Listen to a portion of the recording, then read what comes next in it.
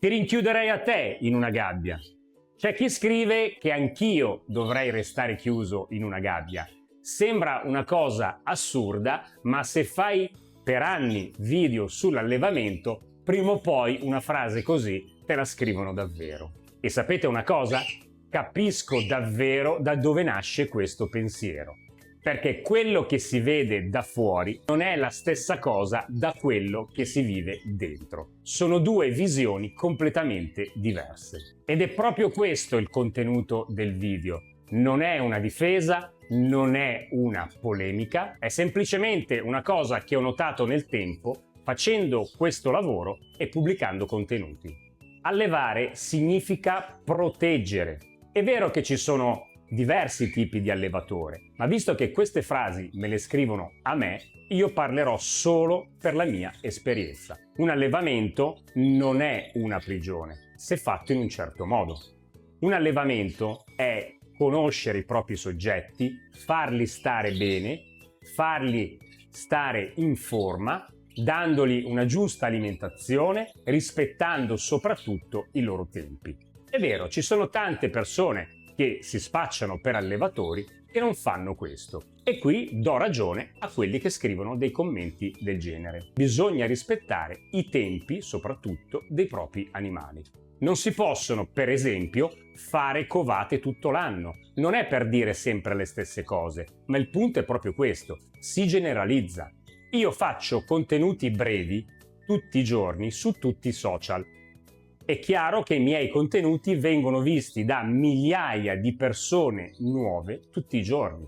E quando vado a beccare la persona che magari ha certe idee, e non reputo sbagliate, ma sono le sue idee, vedendo chiaramente i miei video, la prima cosa che fa è insultarmi e scrivere queste cose, che mi rinchiuderebbero a me in una gabbia, ma poi lo fanno con rabbia, che dovrei domani mattina aprire le gabbie e lasciare i miei animali liberi. Facendo così, ovviamente, una persona equilibrata capisce che gli animali che vivono in cattività, che sono nati in cattività da generazioni, non si possono lasciare liberi, perché non li faremo del bene, faremo solo il loro male.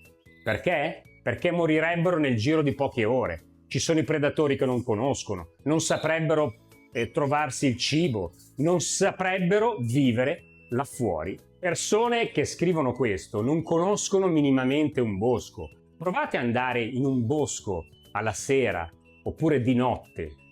Non è un luogo così sicuro, non è un luogo così accogliente. La parola allevamento viene associata come un modo di fare tantissimi piccoli solo per fare i soldi. Bene, chi alleva veramente sa che non è così. Non si fanno i soldi con gli uccellini, anzi siamo in rimessa. Io non guadagno vendendo qualche soggetto e se dovessi guadagnare qualche cosina la reinvesto per il loro benessere, come per esempio questa batteria. Questa batteria che ho pagato 1.200 euro e fra poco diventerà più grande, servirà a loro. Finito il periodo della riproduzione, potranno usufruirla tutta. Tolgo i divisori e avranno tanto spazio. Ho diverse voliere dove loro possono stare più larghi. Non farò sovraffollamento, li dividerò in piccoli gruppi. E questo è l'aspetto dell'allevamento che non si vede tutti i giorni. Perché chi guarda un video vede quel momento, quei pochi minuti, ma non vede il prima e non vede il dopo. È una cosa diversa guardare un video ed esprimere un giudizio e vivere dentro a un allevamento. Se devo andare via, se devo fare una gita, la prima cosa che mi viene in mente è: prima devo mettere a posto i miei animali, prima devo dare da mangiare ai miei animali, devo pulire le gabbie e poi vado a fare dell'altro. Quindi a volte magari mi alzo alle 5 del mattino per poter fare prima questo. Vengono prima di qualsiasi altra cosa. Ma ti spiego meglio. Una persona guarda un video, vede una gabbia, vede un uccello, fine. La sua testa comincia a viaggiare, comincia a pensare chissà cosa. Povero animale, è in una prigione. è in una gabbia. Questo succede perché guardando pochi secondi di un video ti fai tutti questi pensieri e spesso quei pochi secondi diventano la realtà, una tua realtà. Cosa vedo io invece in allevamento tutti i giorni? Io quando arrivo in allevamento vedo una femmina che sta covando, un pullo che sta nascendo, una situazione di vita, vedo situazioni che cambiano ogni giorno. E tutto questo, anche con tutta la mia buona volontà, non riesco a documentarlo. Dovrei mettere una videocamera che riprende 24 ore su 24 per farvi capire cosa c'è veramente dietro a un allevamento. Io do tutto ai miei animali, do il miglior cibo, creo delle miscele di semi apposta per farli stare bene in ogni fase della loro vita. Qui dentro non ci sono soggetti stressati, soggetti tristi, soggetti depressi. Ecco, io non sono qui per convincere nessuno e non sono qui per cambiare l'opinione di nessuno. Ognuno si tenga le proprie idee, però prima di, secondo me, esprimersi in una maniera volgare, come vedo tante persone fanno, perché pensano che dall'altra parte non ci sia nessuno. Dall'altra parte di quel video c'è una persona che ha la sua storia, che ha anni di esperienza, che ha comunque qualcosa da raccontare.